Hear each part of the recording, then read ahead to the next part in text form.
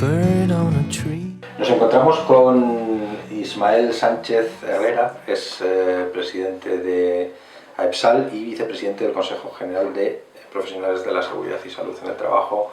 Muchas gracias por venir a Ecordin a hablar con nosotros. Muchas gracias a vosotros por invitarme. Muchas gracias. En el ámbito de la seguridad y salud laboral, en las organizaciones, y casi te voy a citar, podemos enfocar las estrategias como interna versus externa. Existen estudios en ambos casos, pero resulta que la rentabilidad para las organizaciones está en la interna. Para potenciar y organizar una estrategia interna se deben generar rutinas que se adaptan pues, a las capacidades de las personas trabajadoras.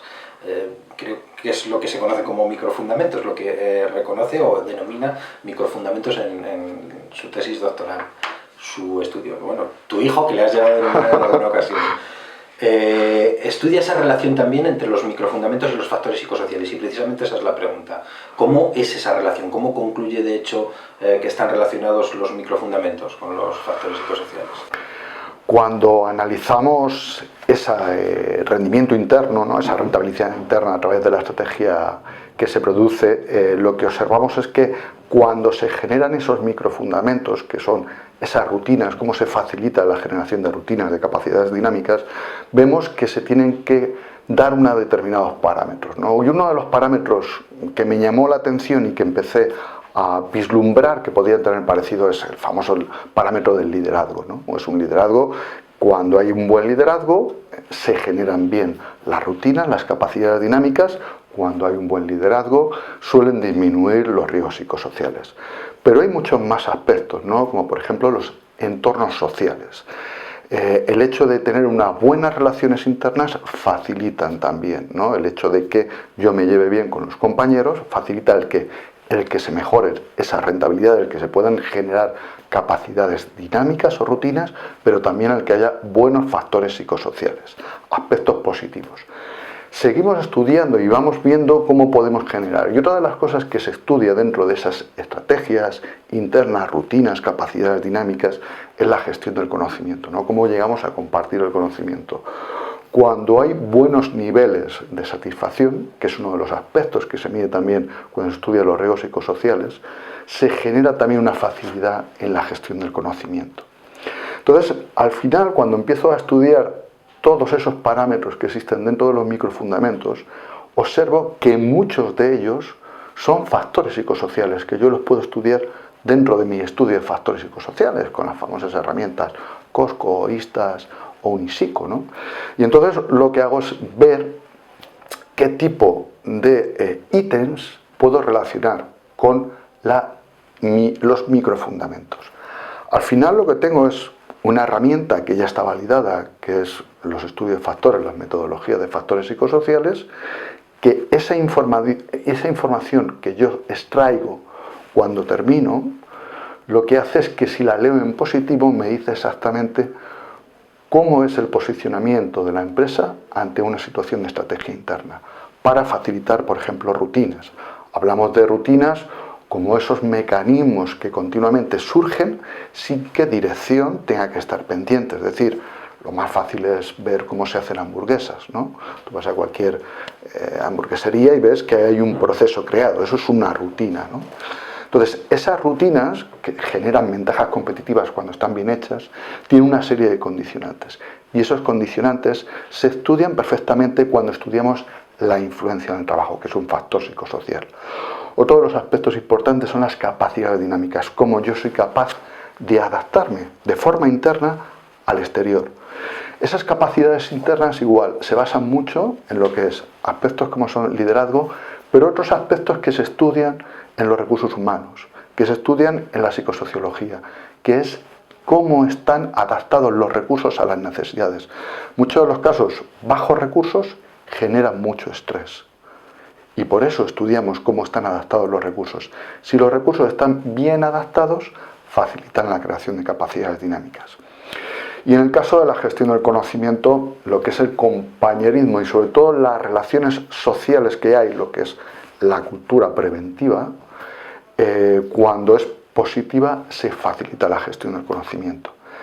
Esto me ha ocupado 5 o 6 años y es un Sí, documento de 500 páginas que voy a intentar dejar ahí, ¿no?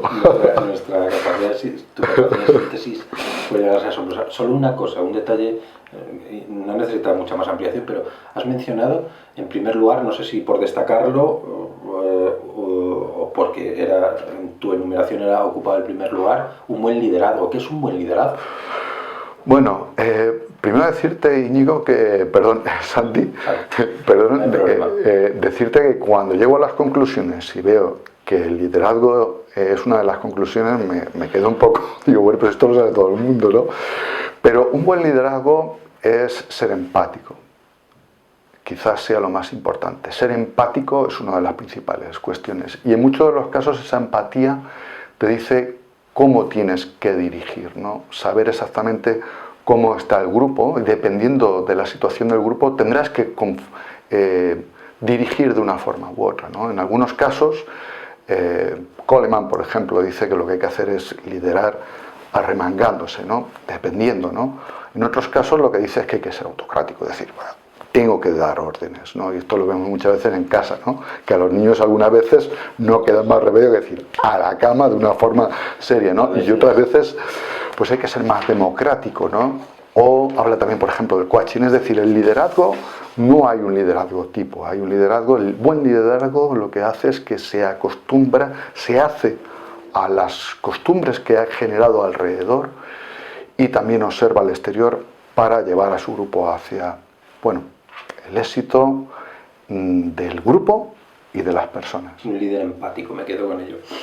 Bueno, algunos profesionales con los que hemos hablado se refieren o determinan que los factores psicosociales se convirtieron en la primera causa de las bajas laborales, de los trastornos musculoesqueléticos, que lo son en la actualidad. ¿Qué opinión te merece iba a decir este vaticinio? No, porque son datos cuantitativos y lo vamos a poder ver en breve. ¿Qué opinión te merece? Sabemos que llega y ¿qué podemos hacer? Bueno, lo que podemos hacer en parte es lo que estamos haciendo, ¿no? Cada vez la sociedad es más consciente y la Comisión Europea cada vez está sacando más a flote este aspecto, ¿no? De hecho, el informe SENER tiene un gran componente de carácter psicosocial, ¿no? Destaca los músculos esqueléticos, pero tiene un gran componente de carácter psicosocial. Y de hecho es una de las grandes lacras que al final tiene que tirar de ella la propia empresa. Hay varios estudios, y uno de los estudios que cito también en la tesis es un estudio que calcula que entre el 70 y el 80% de la baja productividad que se genera en la empresa es a causa del estrés, ¿no? Y es una de las principales causas del asentismo laboral, ¿no? El estrés, ¿no?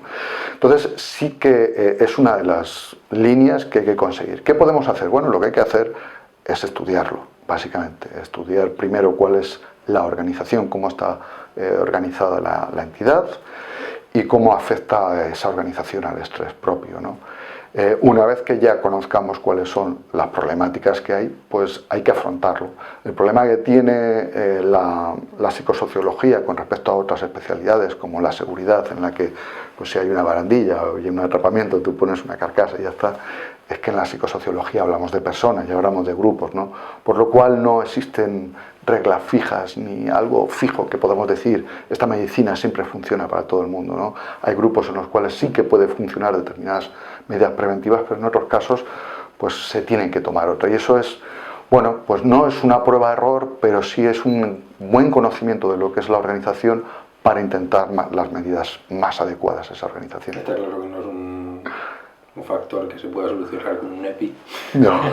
Entonces, en el ámbito de la seguridad y salud en el trabajo, ¿qué implica para ti la cultura preventiva? ¿Qué es necesario para su promoción? Medidas presupuestarias en las organizaciones. No es necesario presupuesto, sino es a lo mejor hasta la empatía de la que hablabas. ¿Qué es necesario para ti para su promoción? Bueno, yo creo que el paso fundamental es el liderazgo. Es el paso inicial para generar una cultura preventiva. Una cultura preventiva se genera a partir de una persona que se lo cree y la persona que se lo cree tiene que ser el líder, que a su vez traslada ese mensaje y ese conocimiento al resto de personas. Cuando un líder cree que la cultura preventiva al final puede ser una inversión interesante en su empresa, porque le puede generar beneficios. Al final las empresas son entes que tienen que generar beneficios. Cuando un empresario tiene ese conocimiento y tiene esa conciencia, la posibilidad de que se genere cultura preventiva es fácil, porque él es el que da el ejemplo, ¿no? Y vuelvo otra vez a la relación familiar, ¿no? En muchos de los casos, ¿cómo creamos esos hábitos en nuestras casas, ¿no? Pues creamos esos hábitos porque somos los primeros, los padres, los que reflejamos, ¿no?, en esa situación. En la empresa es parecido, ¿no? En la empresa es el líder el primero que tiene que dar ejemplo. Entonces, mal ejemplo es que un líder no sea el primero que lleva, por ejemplo, un EPI que decías antes cuando va a hacer una visita dentro de la empresa, ¿no? O que a su vez no exige ese EPI cuando ve a algún compañero, a algún colaborador que no lo lleva, o no está atento a si falta algún tipo de protección o falta alguna situación, ¿no? Entonces, la cultura preventiva básicamente tiene que nacer del liderazgo, y de hecho es el escalón hacia después otros aspectos que se están ahora muy en boga, que es el bienestar. Pero la pyme en muchos de los casos está por debajo de esos escalones y necesita que sus líderes den el paso.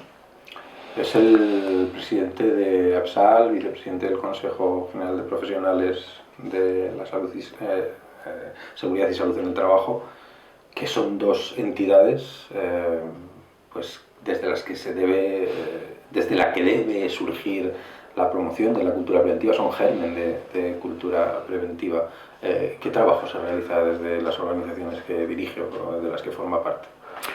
Bueno, desde estas asociaciones, desde el Consejo, lo que intentamos es estudiar, investigar y difundir la seguridad y salud laboral. En concreto, en APSAL, en nuestros estatutos, esos son los objetivos, ¿no? El estudio, la investigación y la difusión de la seguridad y salud laboral. Y lo que hacemos básicamente es eso, ¿no? Pues lanzamos continuamente mensajes a través de las redes, a través de nuestra web, respectivo a aspectos importantes que consideramos debe conocer la población sobre la seguridad y salud laboral. Y de cara a la investigación y al estudio, pues ahora mismo, por ejemplo, estamos en un proyecto que es un meeting que vamos a celebrar el 28 y 29 de junio en Bilbao, en la agencia... Por aquí lo van a ver nuestros... Gracias. Lo van a ver. En la agencia europea, y lo que vamos a hacer es reunir a expertos en temáticas concretas para debatir sobre esas temáticas y finalmente concluir con aspectos concretos que se proponen introducir como mejoras dentro de las políticas. El marco de estrategia de la Comisión Europea 2021-2027 lo que hace es poner varias temáticas y nosotros hemos extraído 5.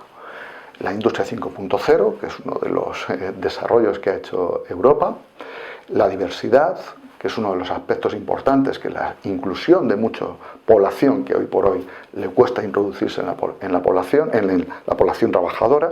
Por otro lado, la sostenibilidad, que es otro de las grandes apuestas de Europa. Hay un aspecto que ya trabajamos en un meeting que hicimos en el 2017, que es la incorporación de la mujer al trabajo. En concreto, hemos detectado que hay problemáticas en cuestiones de higiene industrial, de ergonomía, de psicosociología. De hecho, estamos preparando un documento específico sobre las problemáticas de los EPIs de las mujeres a la hora de usarlo en tallaje, por ejemplo, y tenemos algún caso concreto como la policía de Galicia, ¿no?, que murió por no tener un chaleco antibalas, ¿no?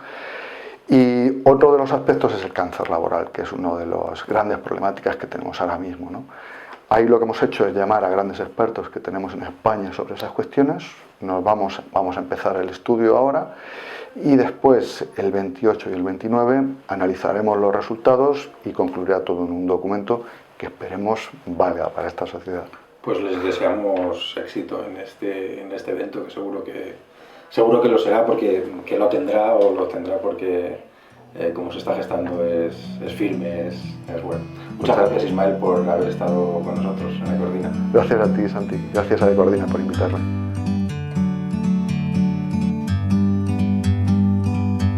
Like a bird on a tree, I'm just sitting here. I got time, it's clear to see. From up here, the world seems small. We can sit together. It's so beautiful.